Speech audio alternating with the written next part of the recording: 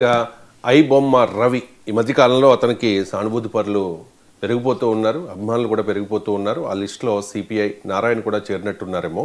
ఐబొమ్మ రవిని సపోర్ట్ చేస్తూ ఒక వీడియో కూడా రిలీజ్ చేశారు. ఆ వీడియోలో నేను కూడా 600-700 ఖర్చు పెట్టలేక ఐబొమ్మలో సినిమా చూశానంటూ ఆయన ఓపెన్గా చెప్పేశారు. దాంతోపాటు ఐబొమ్మ రవిని ఎన్కౌంటర్ చేస్తే మరో 100 మంది రవిలు పుట్టుకొస్తారు అంటూ ఆయన ఐబొమ్మ రవిని సపోర్ట్ చేసిన పరిస్థితి కనిపిస్తోంది. ఏంటి ఇది? నారాయణ నోటి వెంట ఎన్కౌంటర్ అనే మాట ఎందుకు వచ్చినట్టు? ఐబొమ్మ రవిని ఎన్కౌంటర్ చేయబోతూ ఉన్నారా? అంటే ఇప్పుడు నారాయణ సిపిఐ నారాయణ చాలా హాట్ కామెంట్స్, చాలా ప్రముఖమైన కామెంట్సే చేయడం జరిగింది. ఎందుకంటే ఆయనే అంటున్నారు, నేను 600 రూపాయలు పెట్టలేక ఈ మాఫియా అంటే సినిమా మాఫియా పెట్టే రేటును తట్టుకోలేక నేనే ఐబొమ్మలో ఫ్రీగా మూవీలు చూశాను అని ఆయన హాట్ కామెంట్ అండి, చాలా పెద్ద కామెంట్ చేయడం జరిగింది. అంటే ప్రజలు కూడా అలా చూశారు. ఎందుకంటే సినీ మాఫియా దోపిడీ ఎక్కువైపోయింది. ఈ దోపిడీని ఎదుర్కొన్న వ్యక్తి ఐబొమ్మ ఎమ్మడి రవి. ఆయన చాలా టెక్నాలజికల్, చాలా అవేర్నెస్ ఉన్న ఒక వ్యక్తి. చాలా అద్భుతంగా ప్రజలకి తిరుగుబాటు చేసి మాఫియాని ఎదుర్కొన్నాడు. కాబట్టి ఆయన ఎన్కౌంటర్ చేయొద్దు.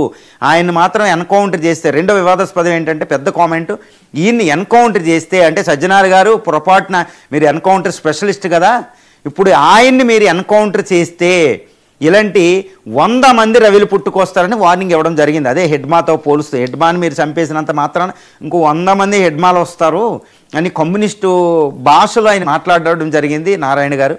అది ఏంటంటే ఆయన మాట్లాడింది ఏంటంటే సినీ మాఫియా అంటే ఒక సినిమా థియేటర్లతో ఒక ఫ్యామిలీ వెళ్తే వేలు ఖర్చు పెడుతున్నారు. ఒక పాప్కార్న్ నుంచి, వాటర్ బాటిల్ నుంచి, కూల్ డ్రింక్ నుంచి పిల్లల మీద ఇవన్నీ వేసి ట్యాక్స్లు వేసి సినిమా టికెట్లు ఎక్కువ పెంచి ఇష్టం వచ్చినట్టు చేసి సినీ కార్మికులు పట్టించుకుని ఒక పెద్ద మాఫియా కొనసాగుతుంది. ఈ మాఫియా అనేదాన్ని బద్దలగొట్టిన ఒక అద్భుతమైన నేత, ప్రజాదరణ కలిగిన వాడు రవి.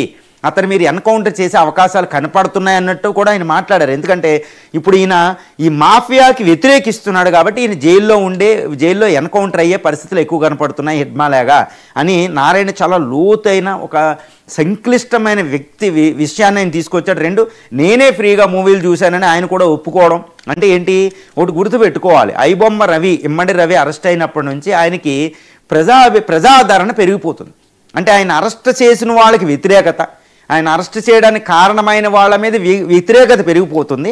ఇమ్మడి రవికి ప్రజాదరణ విస్తృతంగా పెరిగిపోతుంది సమాజంలో. ఎందుకంటే ఆయన అద్భుతంగా మాఫియాని ఎదిరించి ప్రజలకి సినిమాలు ఫ్రీగా ఎంజాయ్ చేసేటట్టు చేశాడు. నేను కూడా చూశానని నారాయణ గారు అంటున్నారు. అంటే ఏంటి, ఈ ప్రజాదరణకి అనుకూలంగా నారాయణ గారు మాట్లాడడం జరిగింది. ఏదేమైనప్పటికీ ఒక్కటి చెప్పుకోవాలి, అదేంటంటే ఇప్పుడు మాఫియా అంటే ఈయన మాఫియాని ఉపయోగించారు, కానీ ప్రజలు ఒక ఎంటర్టైన్మెంట్ ఒక సినిమాని చూడాలి, థియేటర్లకు వెళ్ళాలంటే వాళ్ళు భరించలేని విధంగా ఉంటుంది.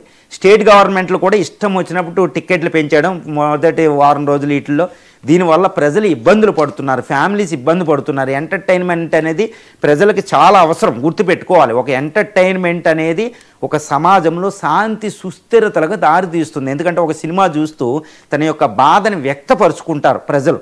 కాబట్టి కొన్ని విప్లవాలు కూడా రావండి, ఎంటర్టైన్మెంట్ లేకపోతే చాలా ప్రమాదం. అందుకనే పెద్ద ప్రజాస్వామ్య దేశాల్లో డిక్టేటర్లు ఎంటర్టైన్మెంట్కి ఎక్కువ ప్రాముఖ్యత ఇస్తారండి.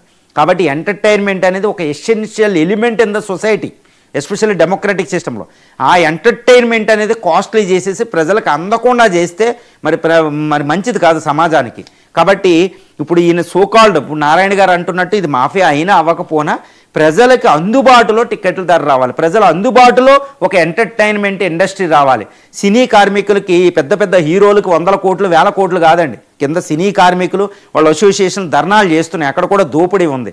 వాళ్ళకు కూడా సరిగ్గా సమాన ప్రాతిపత్యం శాలరీలు వచ్చేటట్టు చేసి వాళ్ళకి సెక్యూరిటీ ఇవ్వగలిగితే ఆ మాఫియా సోకాళ్ళు ఇప్పుడు నారాయణ గారు అన్నట్టు మాఫియా లేకుండా ఇమ్మడి రవిలు పుట్టుకురారు. ఇది ప్రజలు కోరుకునేది. అందుకే ఇమ్మడి రవికి ప్రజాదరణ పెరిగిపోతుంది.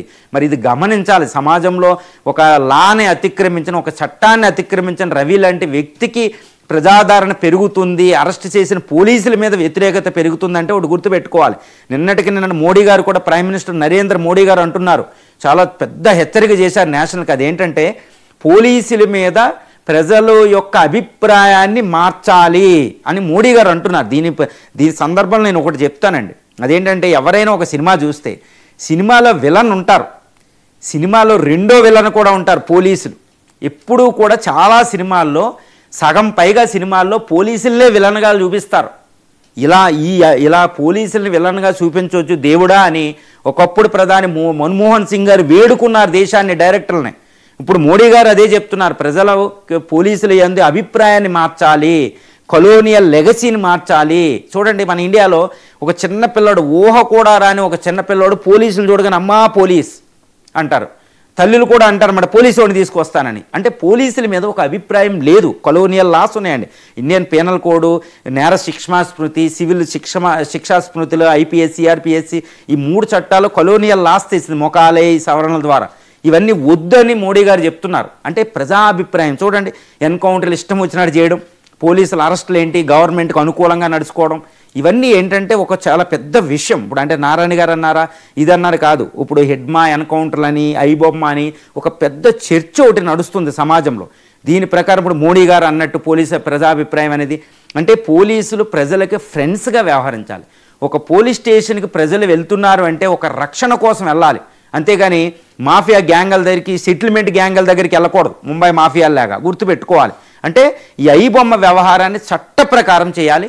అసలు ఐబొమ్మ రవి లాంటి వాళ్ళు పుట్టుకు రావడానికి కారణమైన దాని మీద స్టేట్ గవర్నమెంట్ చేయాలి. ఇవన్నీ చేయాలనేది ఒక చర్చ అండి. ఇప్పుడు నారాయణ గారు అన్నది ఒక చర్చకి దారి, అది ఒక భాగం.